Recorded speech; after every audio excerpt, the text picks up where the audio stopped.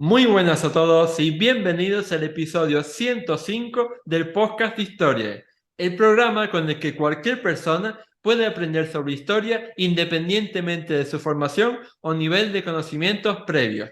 Soy Óscar Hernández, historiador y divulgador histórico. Me puedes leer en mi web Historia y puedes seguirme y contactar conmigo en mis perfiles en Facebook, Twitter, Instagram, YouTube y TikTok. Si hiciéramos un top 5 de los temas historiográficos más tratados a lo largo de todos los tiempos, yo creo que al menos en el top 3, y me atrevería a decir que incluso en el primer puesto, estaría la caída del Imperio Romano de Occidente. Un tema que ha llenado miles y miles y miles de libros, de novelas, de todo tipo de productos culturales y de entretenimiento que tratan de explicar qué fue este proceso que afectó tanto a la historia de Europa y la historia de Occidente en general, o el Occidente europeo mediterráneo, entiéndase. Y bueno, tratándose de hacer este programa, me parecía que esta fecha, esta semana en concreto, era la más próxima para lanzarlo, porque, por si no lo sabían, el 4 de septiembre se cumplía la efeméride de la deposición del emperador Rómulo Augusto en aquel hace año del 476. Entonces, pues evidentemente no había mejor semana para lanzar este programa. Y bueno, puestos a hacer un programa acerca de la caída del Imperio Romano de Occidente, hoy he tenido el placer y el honor de contar con un gran experto en el tema para que nos hable sobre ello. Él es José Sotochica, doctor en Historia Medieval, investigador del Centro de Estudios Bizantinos y profesor de la Universidad de Granada. ¿Qué tal estás, José? Pues encantado de estar aquí contigo, Óscar, y con todas las personas que nos escuchen y nos vean para hablar de la caída del Imperio Romano. Sí, y para mí es un inmenso placer tenerte aquí en este programa porque, bueno, nuestros oyentes en el podcast no lo verán, pero si nos escuchan y nos ven desde YouTube, pueden ver que tengo en mis manos el libro que has publicado con Despertaferro, que es sobre este tema precisamente, El Águila y los Cuervos. La caída del Imperio Romano, como digo, publicado en la editorial Despertaferro. Así que es un gran honor tenerte aquí en este programa para hablar acerca de este tema tan discutido a lo largo de todos los tiempos. Y muchas gracias. Vamos a ello, claro que sí. Lo primero, yo creo que sería ¿no? Aludir al público a que desde el principio cambie, digamos, el chip, cambie esa perspectiva, ese enfoque tradicional que señala ese momento, ¿no? El 476 como un momento de ruptura total y absoluta, una fractura total en el tiempo y el espacio, como se diría.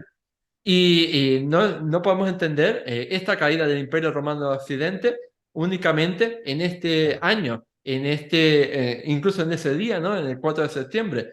Por eso, yo creo que para empezar, tendríamos que retroceder un poco a todo el siglo IV, incluso hasta el siglo, me refiero al siglo V, incluso hasta el siglo IV, para darnos cuenta de cómo llegamos a ese momento y después, evidentemente, lo que veníamos arrastrando y cómo fue la situación de Occidente a nivel económico, demográfico, militar y, sobre todo, darnos cuenta de cómo evolucionó este Occidente romano, este Mediterráneo, a partir de ese 476 en adelante. Así que, si quieres, háblanos acerca del contexto histórico en el que nos encontramos, ese contexto histórico del siglo IV, del siglo V. Perfecto, Óscar, sí. Eso es muy importante porque las personas que nos están viendo y oyendo, si probablemente se van a la Wikipedia o visitan programas de YouTube o podcast, o incluso libros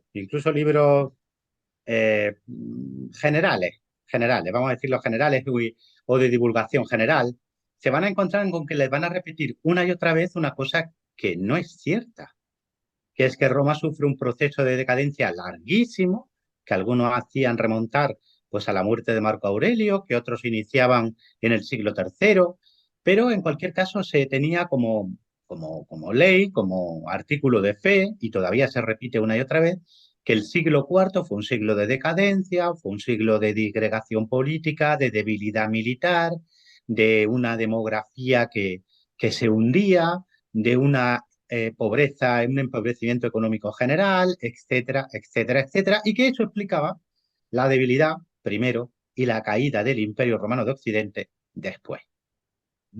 Esto no es cierto. En los últimos 30, 40 años se ha vivido una revolución, en parte por los hallazgos arqueológicos y en parte por una mejor aproximación a las fuentes, y hoy día sabemos que no fue así, que no fue así.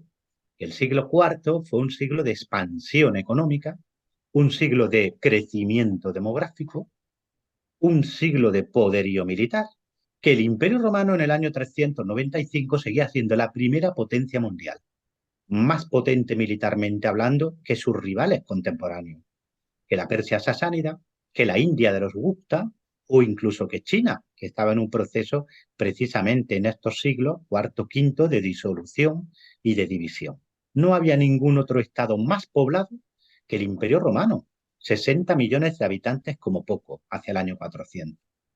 Era rico, claro, todo depende con qué lo comparemos. Si queremos comparar la Roma del año 400 con la del año 100, evidentemente hay diferencias, pero esto es tan absurdo como querer comparar la España del siglo XVI con la del siglo XXI y pensar que porque la del siglo XXI se parece muy poco a la del siglo XVI, estamos inmersos en un proceso de decadencia.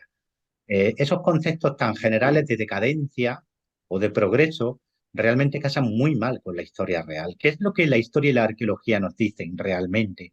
Y todavía no se ha trasladado ni a esos programas de YouTube, ni a esas enciclopedias generales, ni muchas veces a esos artículos o libros de divulgación.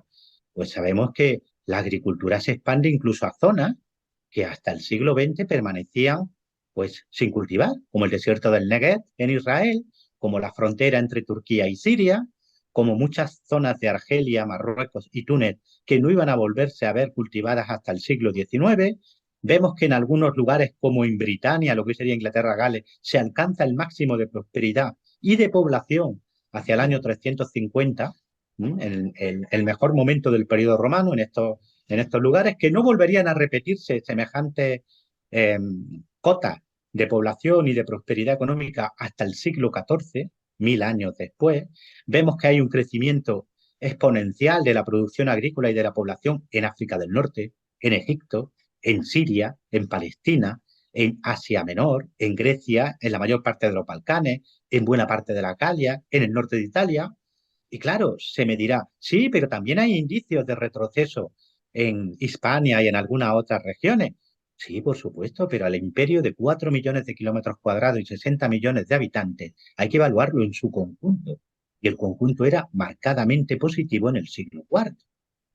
Claro, ahora se me dirá, bueno, si el imperio era tan poderoso, tan fuerte, si había superado con tan buena nota la crisis del siglo III, que eso sí que fue una crisis, ¿por qué entonces en el siglo V entra en un periodo de disgregación tan acelerado que le lleva a la ruina?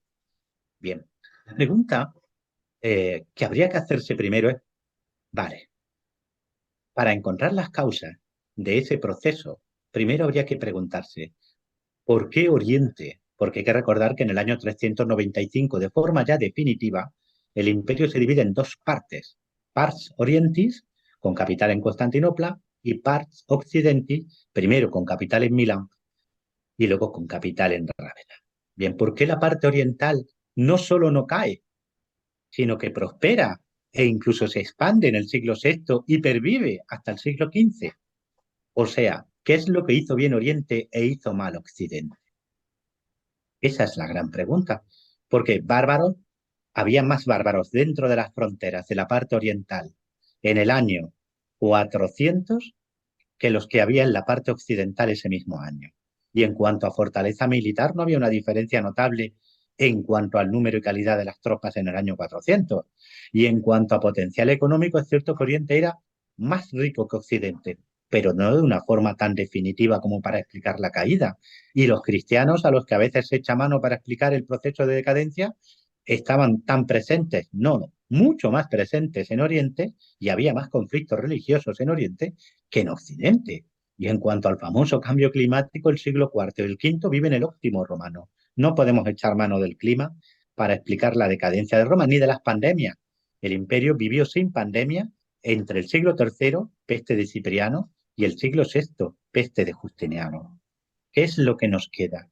Y de eso se trata. Y eso es lo que pretendo ahora dilucidar contigo para que lo conozcan también las personas que nos ven y que nos están oyendo. Así que el contexto, singularmente, inquietantemente, es que en el año 400, a tan solo 76 años de la caída de Occidente, no había nada que indicara que el Imperio Romano de Occidente estaba condenado a desaparecer en lo que vive de promedio un hombre con una vida extensa. Nada indicaba que el imperio fuera a precipitarse tan rápidamente a su ruina y destrucción. Mm. Esto es muy importante aclararlo, como tú decías, para desmontar bulos, desmontar tópicos, desmontar leyendas en torno a este tema que las acumula, ¿no? Como tantos otros. Y Sí, sí, precisamente, sí, sí. Y perdona que te haga un inciso. El sí. otro día me sorprendió porque un antiguo alumno me envió un vídeo de un señor que parecía muy serio, profesor en una universidad, no historiador, pero profesor en una universidad, que afirmaba de forma vehemente que la causa principal de la caída del Imperio Romano fue el socialismo. Y él lo, y él lo basaba en que, según él, el Estado agotó sus recursos con las entregas gratuitas de alimentos y con los espectáculos circenses. Y que eso llevó a una decadencia moral y a una decadencia económica. Y te explico, es cierto que la población de Roma y la población de Constantinopla, la población necesitada de ambas urbes, tenía el privilegio de recibir esos alimentos, esas entregas gratuitas de pan, aceite y carne salada. Unos se las proveían desde África y otros desde Egipto. ¿Sabes a cuánto ascendían los beneficiarios, que tenemos los datos, de esas entregas gratuitas en Roma en el año 419? 120.000. Estamos hablando entre las dos poblaciones beneficiarias, la de Roma y Constantinopla, de menos del 1,5% de la totalidad de la población del imperio. Mm. Y en cuanto a los espectáculos circenses, en Constantinopla se seguirían celebrando juegos venatorios, carreras de cuadrigas, etcétera, hasta finales del siglo XII. Y en el resto de las ciudades de Oriente hasta el siglo VIII.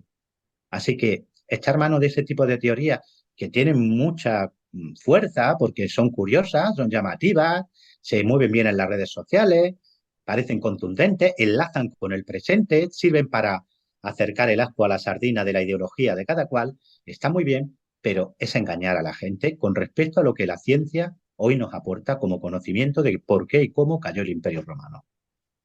No tengo ni una coma que añadir a tu comentario. Tienes toda la razón. Y pensé, me he reído porque yo también había escuchado eso, lo del profesor que hablaba del socialismo, ¿no? En Roma, y me hizo mucha gracia. Y no solo por la teoría, sino porque cualquier historiador sabe que en historia nunca podemos dar, digamos, o sea, respuestas contundentes que siempre son respuestas, entre comillas, parciales a la vista, ¿no? De posibles nuevos hallazgos arqueológicos o nuevas investigaciones, de lo que sea, que puedan aportar nuevos puntos de vista, nuevas perspectivas con los que reconfigurar nuestra visión sobre ese acontecimiento histórico, ese proceso, ese personaje, etcétera. O sea, Así quien es. te intente vender cosas contundentes es que no tiene ni idea. Efectivamente, efectivamente, y sobre todo que va en contra de los datos que sí tenemos. Mm. Y simplemente, como digo yo, a veces los números son importantes y en la historia lo son mucho. Mm. Y adelantándonos un poco, o sea, ¿Sí?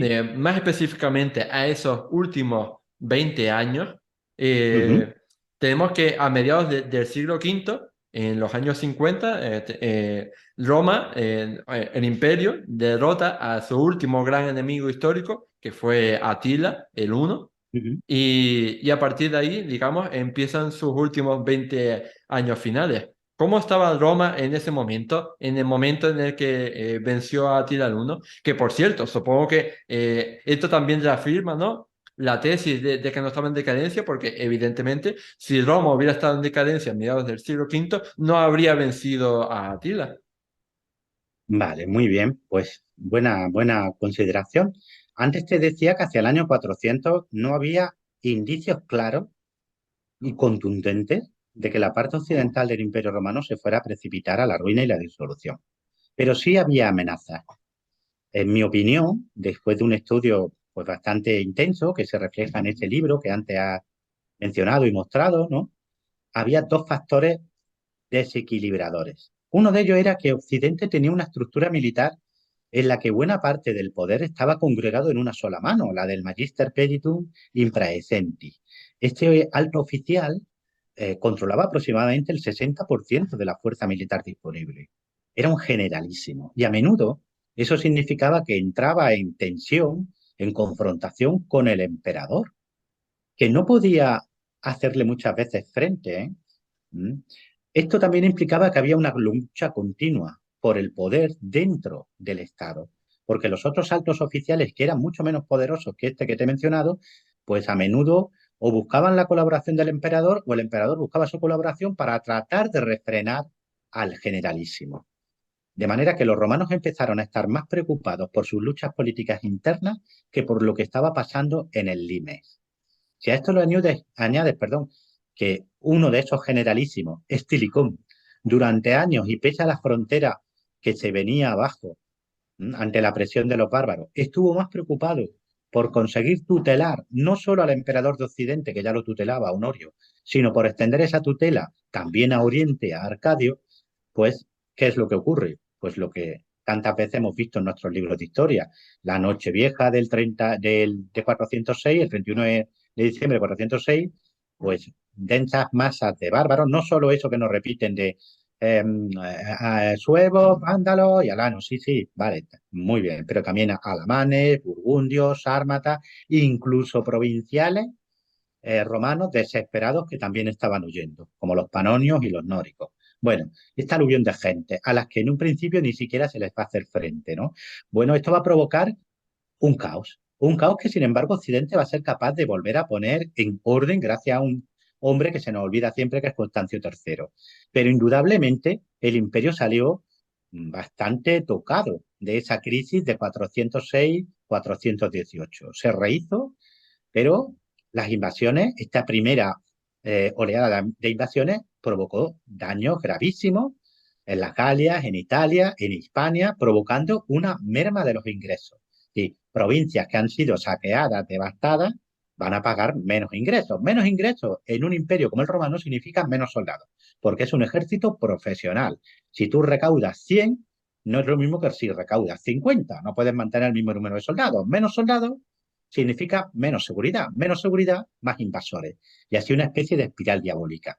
También se pierde el control sobre amplios territorios, la diócesis de Britania y algunas zonas danubianas y del norte de la Galia. Pero el imperio medio podía todavía rehacerse porque controlaba todavía la llave económica, su pulmón económico, África. África que en el año 400 contribuía con el 20% de los ingresos a las arcas del imperio, por mor de esa disminución en las entregas de impuestos de otras provincias que han sido dañadas por las invasiones, pues en el año 429 era el 60%. Si perdía África, ya no había esperanza. Y la pierde, la pierde. La pierde y en parte por culpa de Aecio, el vencedor de Atila, porque como todo buen romano de este periodo, estuvo más preocupado por quitar de en medio a sus rivales políticos, en este caso el conde Bonifacio, que en aquel momento gobernaba en África, que por hacer frente a una crisis que ponía en riesgo la vida del imperio. Pero Aecio, entre comillas, se redime. Después de que los vándalos se cuelen en África, va a hacer todo lo posible por imponer un poco de orden y sensatez entre los romanos. No lo iba a conseguir. En el año 439 se pierde Cartago, la otra gran ciudad de Occidente, y el África más rica, lo que sería Túnez, se pierde para el imperio. Eso es un mazazo terrible. Para que os hagáis una idea, si en el año 400 en las listas del ejército romano de Occidente había anotado 300.000 soldados, Aecio ya solo dispone de unos 90.000, los que puede pagar, porque sin África y con el resto de las provincias tan dañadas, no hay oro para mantener a más soldados. Pese a eso, Aecio obtiene victoria tras victoria contra los visigodos, contra los francos, contra los burgundios, en buena medida gracias al apoyo de los hunos, entre los cuales él creció y se educó como rey, a los cuales siempre tuvo como aliados y a los cuales siempre usó contra otros bárbaros. Lo que pasa es que entre esos unos va a surgir un hombre increíble, un hombre placable, pero genial, que llamamos Atila. Y al final este Atila, que iba a crear su propio gran imperio, en buena medida también copiando estructuras y modelos romanos y colaborando con muchos romanos que se van a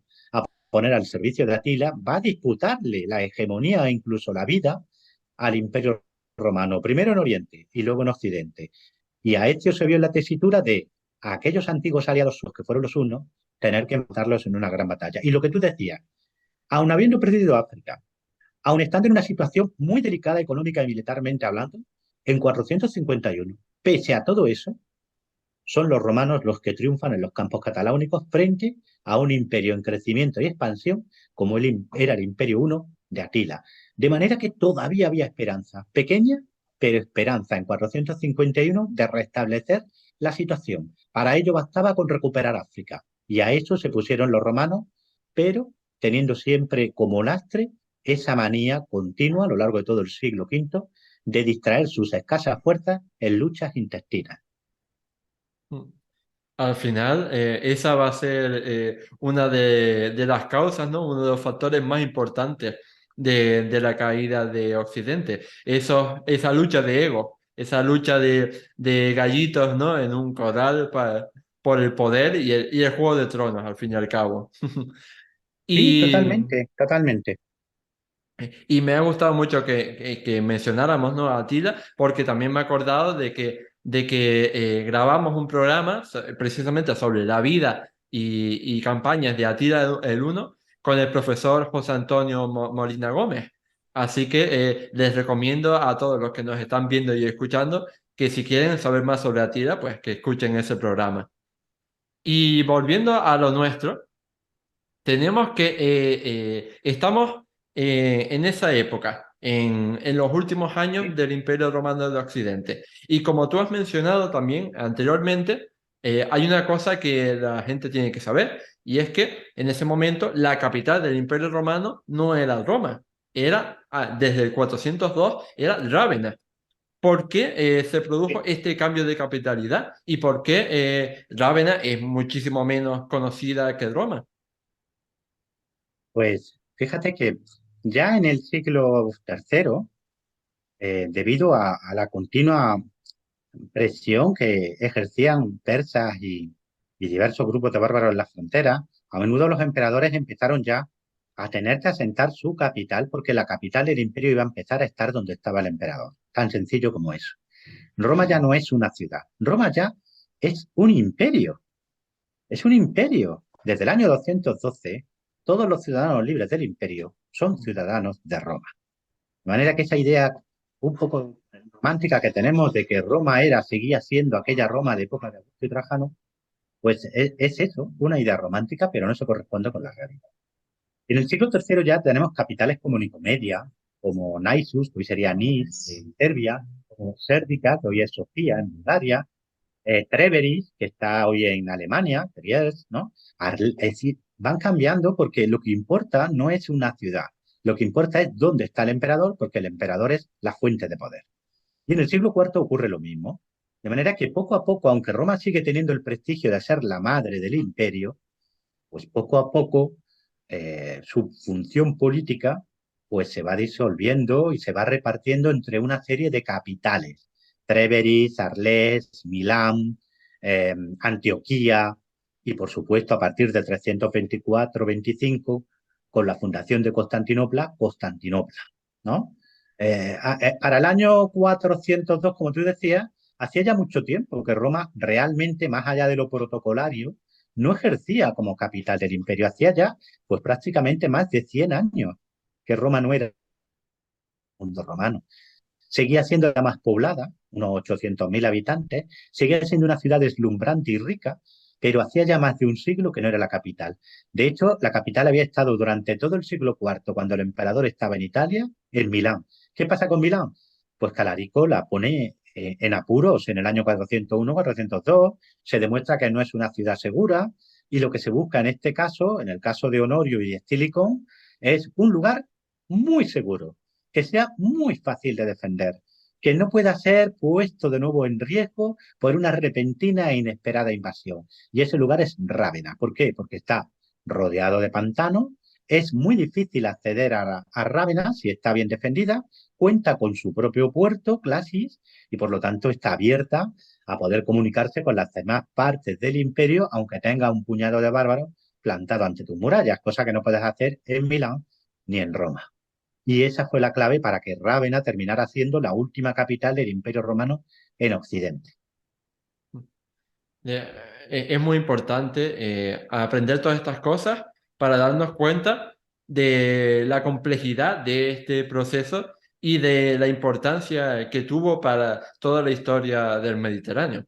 Y bueno, ya que el imperio eran los emperadores, ¿no? Y la capital era donde estaban los emperadores, háblanos un poco precisamente acerca de ellos, acerca de los últimos hombres que ocuparon el trono imperial de Occidente en esos últimos 20 años, ¿no? Del Imperio Romano de Occidente.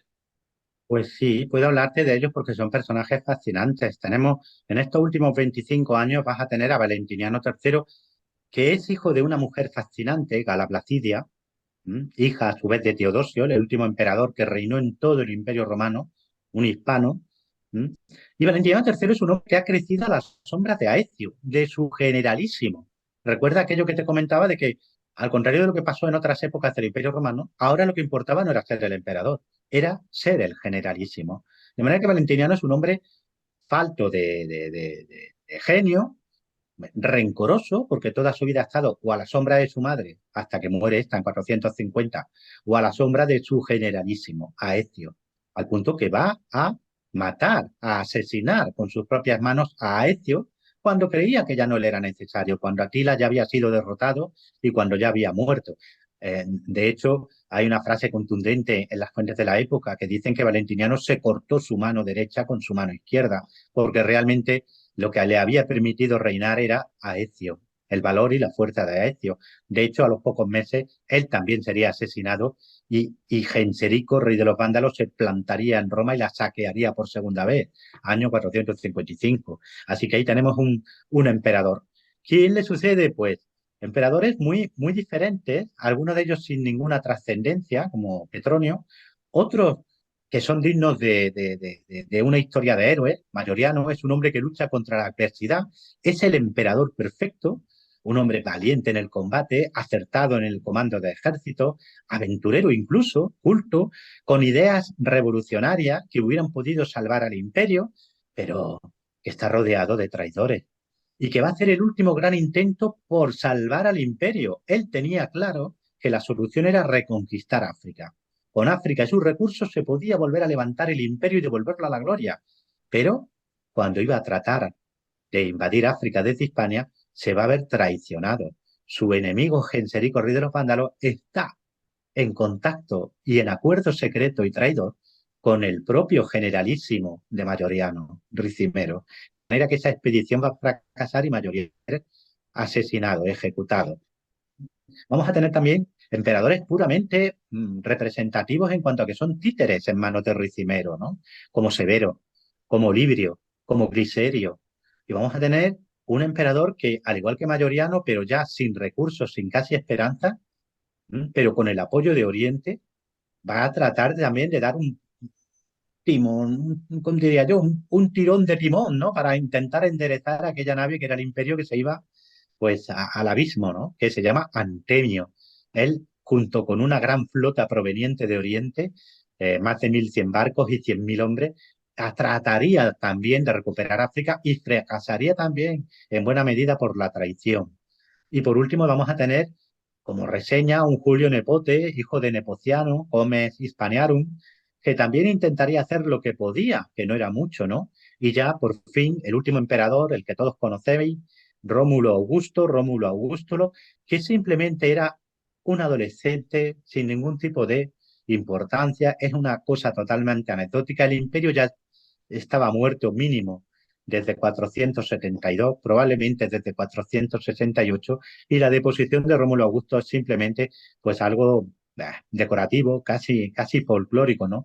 Fíjate que quien lo depone, Odoacro, Magister Militum, el último Magister Militum, el último Magister Peditum in praesenti, ni siquiera se toma la molestia ni de exiliarlo ni de asesinarlo. Lo mete en la villa del Óculo, en Miseno, en la bahía de Nápoles, y allí lo deja vivir tranquilamente. Y de hecho, eh, este niño pues iba a llegar a una edad bastante avanzada, viviendo tranquilamente como un rico potentado, sin interesarse lo más mínimo por el poder, porque realmente él había llegado al trono simplemente porque su padre, un antiguo secretario de Atila, Oreste, lo había puesto allí.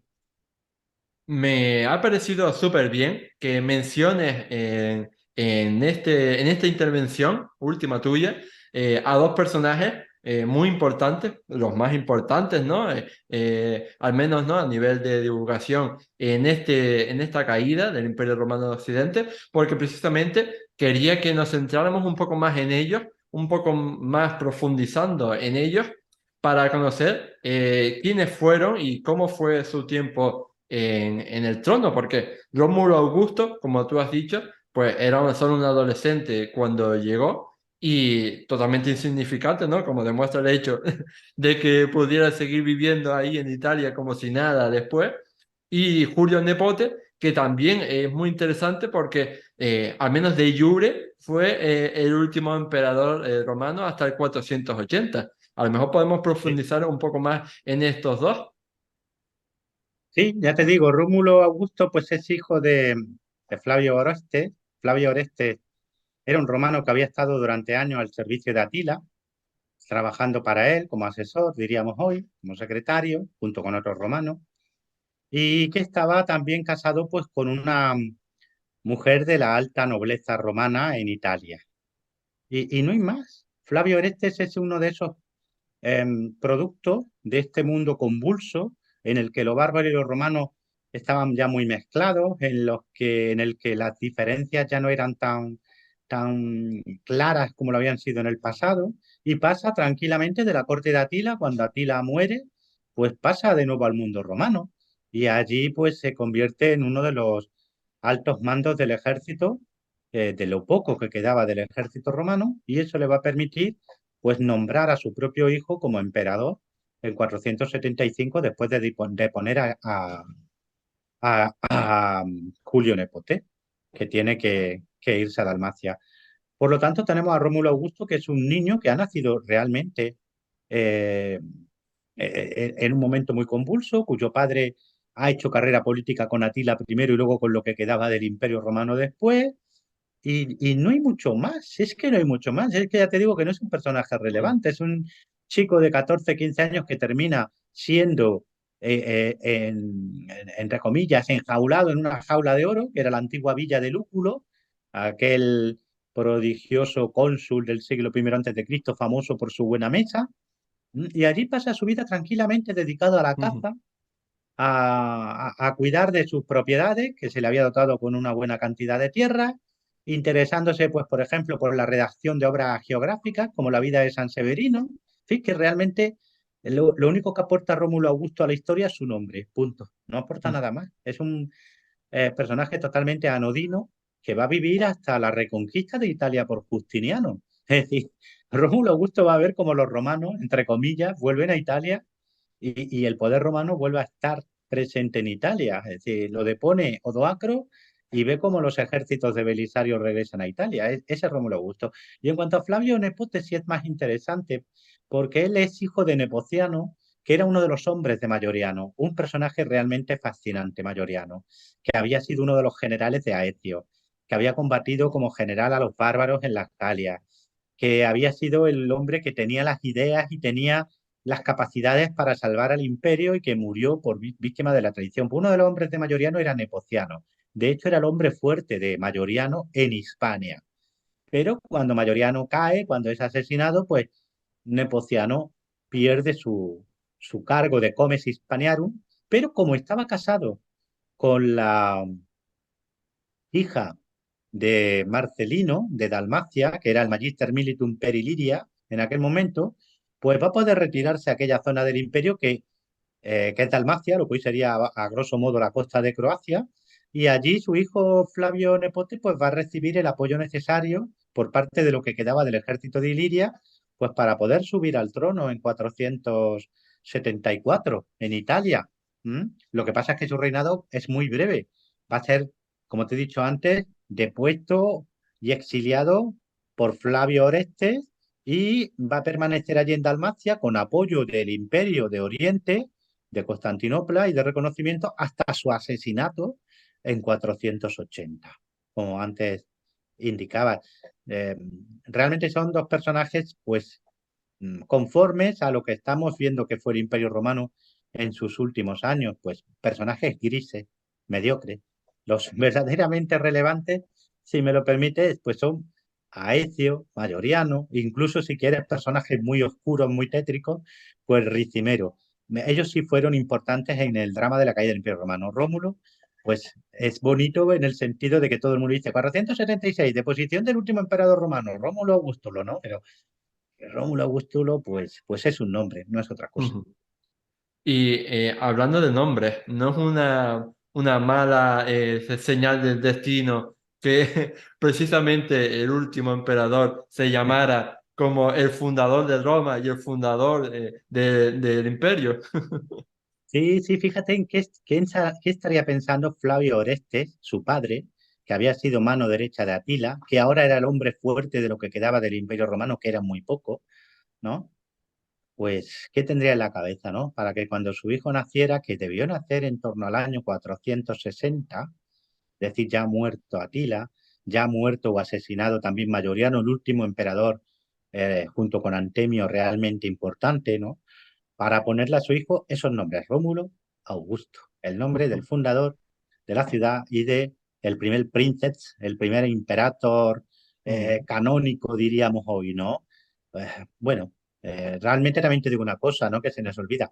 El abuelo de Rómulo, Augustulo, que era duque del Nórico, de una de las provincias danubianas del imperio, se llamaba Rómulo. Probablemente le vino por el abuelo más que por una jugada del destino. Bueno, está bien saberlo también. Sí, sí, Y, sí, claro que sí. y por otro lado, tenemos la figura en este drama, ¿no? Tenemos la figura de Odoacro, este rey de la tribu de los Hérulos, que fue el que depuso a Rómulo Augusto. ¿Qué Sí, sabemos acerca de esta figura de Odoacro? ¿O hay cierta oscuridad en la fuente? no, no, no, sabemos mucho. Y es un personaje también fascinante. Este sí es fascinante. Fíjate qué curioso. Odoacro y Flavio Orestes, el padre de Rómulo Augusto, ¿vale? Se conocían desde mucho tiempo atrás, porque ambos habían estado en la corte de Atila. El padre de Odoacro era íntimo amigo de Flavio Orestes, el padre de Rómulo Augusto. Y fíjate que estos dos amigos, compañeros en la corte de Atila, sus hijos respectivos vivirían el último momento del Imperio Romano en dos posiciones enfrentadas, ¿no? ¿Quién era Odoacro? Pues era un producto de su tiempo también. Su madre era probablemente de origen, se debate si gépido o si esciro, y su padre era de origen érulo, dos tribus germánicas orientales. Pero eso no es relevante, ¿eh? Porque nosotros hemos metido martillazo en la cabeza esa idea de nación que nos generaron en el siglo XIX y que todavía hoy manejamos, ¿vale? Los pueblos son naciones, un pueblo, una cultura, una lengua. Esto no funcionaba así en el mundo antiguo, ¿vale? Odoacro no tuvo ningún problema en crecer en la corte de Atila, en ser un perfecto uno, pese a sus antecedentes germánicos, ¿no? Como tampoco tendría ningún problema en ser el jefe de una banda de guerreros sajones en las Galias. Fíjate lo que te estoy diciendo. Él, que se ha criado en la corte de Atila el Uno, que es hijo que tiene sangre érula y sangre escira o gépida en las venas, pues puede ser el jefe de una banda guerrera sajona que intenta labrarse un pequeño reino en la desembocadura del río Loira, el Loire. Y también tampoco tiene problema en, llegado el momento, pues llegar a la Italia de finales del siglo V, del ex imperio crepuscular romano, y entrar al servicio del último gran magister peditum impraesenti, el último generalísimo digno de ese nombre, Ricimero, e ir poco a poco escalando posiciones y reencontrarse con su viejo conocido de la corte de Atila, Flavio Orestes y ponerse a su servicio como Magister Militum, ¿vale? Y, llegado el momento, traicionarlo, acabar con él y deponer a su hijo, Rómulo Augusto, enviar las insignias imperiales, que esto es muy importante, porque os recuerdo que el imperio no desaparece, simplemente y de jure vuelve a unificarse. ¿Qué hace Odoacro? Bien, yo no quiero aquí a ningún emperador porque yo solo reconozco a uno solo, el que está en Constantinopla. Le pongo a Rómulo y le envío a Zenón, que está en Constantinopla, las insignias imperiales: el cetro, la estema o corona de perlas y piedras preciosas, el paladamentum o manto de púrpura, el globus, la esfera, eso es la fíbula, por supuesto, y el cíngulo. Eso se lo envía a Constantinopla, son las insignias del poder. Como diciendo, yo solo reconozco a un único emperador, el emperador romano de Oriente, que ahora ya, para mí, es también mi emperador. Pero claro, de facto, Odoacro es rey en Italia. Odoacro Rex Italiae. Y cada vez se va a mostrar más independiente, al punto que al final le van a enviar un regalito, que es otro jefe bárbaro, Teodorico el Amalo, rey de los ostrogodos, que va a ser enviado desde Oriente por el emperador para eliminar a Odoacro. Mm. Y me ha gustado mucho que especificaras esto, porque sí, esa es una cosa que tenemos que tener en mente todos los que escuchamos este podcast o vemos este vídeo.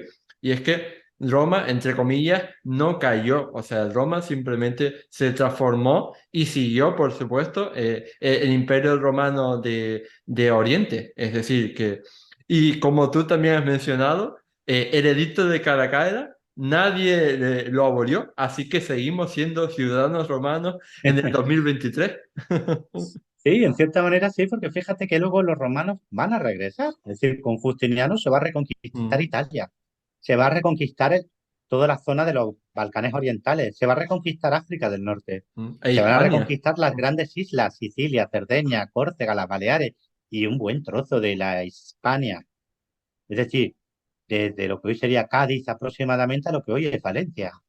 Es decir, en el año 552 el Mediterráneo volvía a ser un lago romano. Y todavía todos los reyes bárbaros supervivientes, Atanagildo en Toledo, rey de los visigodos, o los reyes francos en las Galias, seguían acuñando sus monedas con la efigie del emperador de Constantinopla y reconociendo que solo había un imperio y que ellos eran delegados de ese imperio en aquellas provincias que el imperio les permitía gobernar. Y así vamos a seguir hasta la ruptura del Mediterráneo por la expansión árabe en el siglo VII. Mm. Así que ya pueden ver nuestros queridos oyentes y espectadores que las cosas nunca son tan fáciles como nos las cuentan.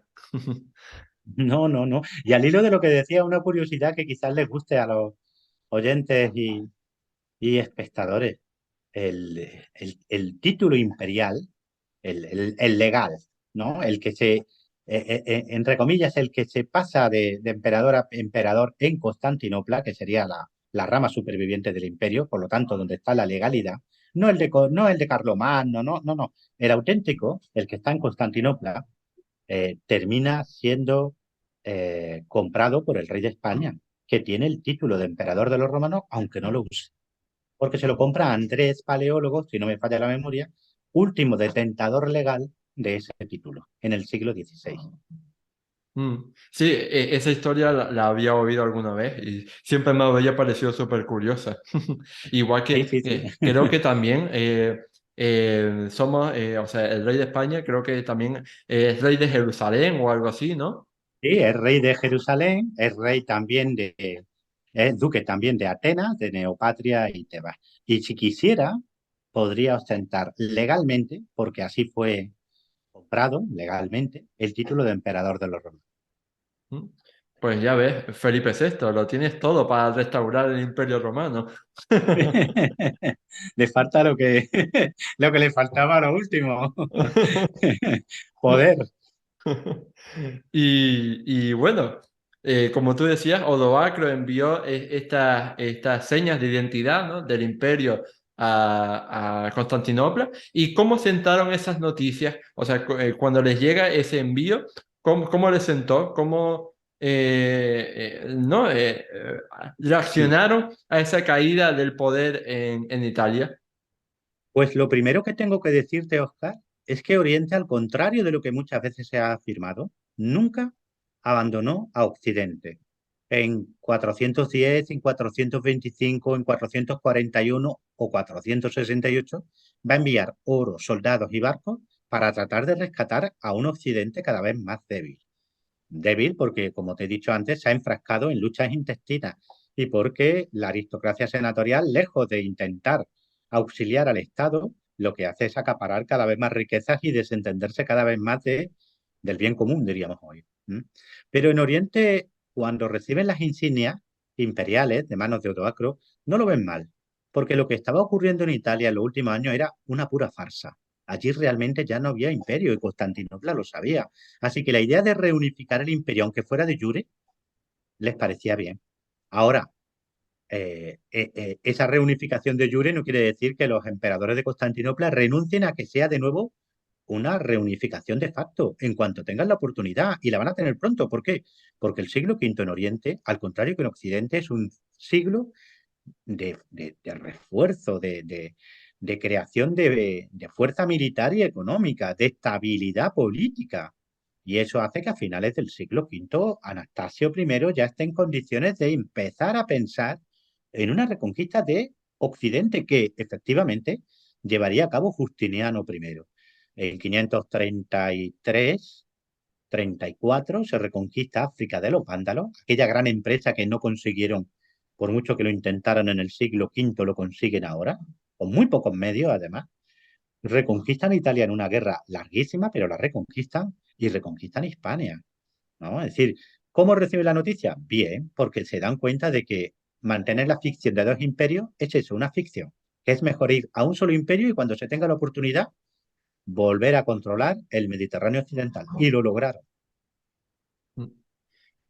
Pues, o sea, yo estoy, la verdad es que encantado con, aprendiendo todo esto, porque claro, lo cierto es que a pesar de que la caída del Imperio Romano sea, como hemos dicho, uno de los temas historiográficos por excelencia de todos los tiempos, yo diría que, también lo has mencionado tú, no hay la suficiente divulgación histórica de calidad acerca de este tema, ¿no? Lo cual es paradójico, ¿no? Así que por eso valoro mucho todo lo que nos estás contando y estoy seguro de que nuestros oyentes también. Muchas gracias, Y, Oscar. Muchas gracias. sí, y bueno, precisamente para ir terminando este programa, quería preguntarte si tú conocías, al menos no, de oídas, cualquier tipo yo qué sé, película, serie, miniserie, documental, algo que recomiendes de verdad sobre sobre este tema tan impresionante, sobre la caída del Imperio Romano. Algo que te guste especialmente, no tiene por qué ser reciente. Ujú. Bueno, la verdad es que es una pregunta difícil, ¿sabes? Ujú. Porque se ha hecho muy mal cine en concreto sobre la caída del Imperio Romano, siempre desde puntos de vista estereotipados. Bueno, quizás la última película que se hizo sobre Atila, pues sea bastante visible. Creo que es del año 2011, si no me falla la memoria. Si no me falla la memoria. Y luego a nivel, por ejemplo, de novelas. Bueno, ahí sí hay alguna buena novela, ¿eh? Hay una muy buena que yo reconozco, que yo recomiendo de Laszlo Pasut, era un autor de origen húngaro, que se llama Rávena fue la tumba de Roma, y que para mí es una maravillosa y bonita novela sobre el final de Roma y también sobre los primeros años del reino ostrogodo de Italia. Y eso es lo que os puedo recomendar. Esa última película de Atila y esa novela El Alto Pazut, y ya si os atrevéis con un ensayo, pues oye, os recomiendo el mío. Pues por supuesto, aquí lo estoy mostrando otra vez. Yo les recomiendo activamente a todos nuestros oyentes y a todos nuestros espectadores en YouTube que se hagan ya con El aire y los cuervos, la caída del Imperio Romano, publicado en la editorial Despertaferro, porque es un libro, como digo, imprescindible para entender todos estos procesos que conforman la red de la caída del Imperio de Occidente. Y nada, llegados a este punto, pues lamento tener que decir que hemos llegado al final Mm. y yo solo quería agradecerte infinitamente a ti, José, por haber venido aquí a Historia a hablarnos acerca de un tema tan profundamente complejo, pero tan intensamente interesante como es el de la caída de Roma, la caída de Occidente. Así que muchísimas gracias por todo y esperamos volver a verte por aquí. Claro que sí, Oscar. Muchísimas gracias a ti por la oportunidad y gracias a tus seguidores por escucharme y por verme a través de las distintas plataformas en las que este programa tan necesario para divulgar la historia con calidad y con amenidad, pues, se va mostrando. Así que un abrazo y claro que sí, repetimos.